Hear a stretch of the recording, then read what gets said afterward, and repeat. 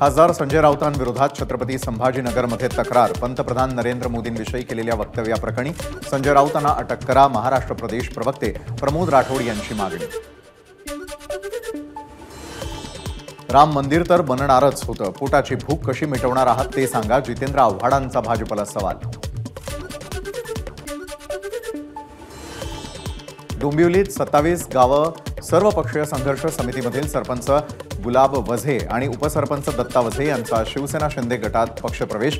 यावेळी मुख्यमंत्री एकनाथ शिंदे आणि श्रीकांत शिंदे उपस्थित। मालेगाव स्फोट प्रकरण आरएसएस, विश्व हिंदू परिषद आणि योगी आदित्यनाथ यांच्यावर थेट आरोप करायला लावले गेले।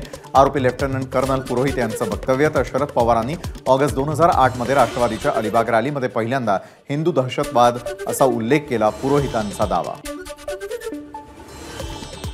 नाशिकच्या सटाण्यामधील मुंजवाड परिसरामध्ये अवकाळी पाऊस, कांदा आंबा पिकाचं नुकसान। तासभर सुरू असलेल्या पावसामुळे सकल भागात साचलं पाणी।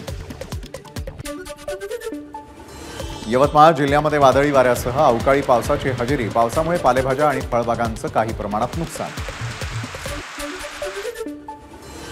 चंद्रपूर जिल्ह्यामध्ये मुसळधार पावसाची हजेरी। पावसामुळे वातावरणात गारवा। चंद्रपूरकरांना उकाड्यापासून दिलासा।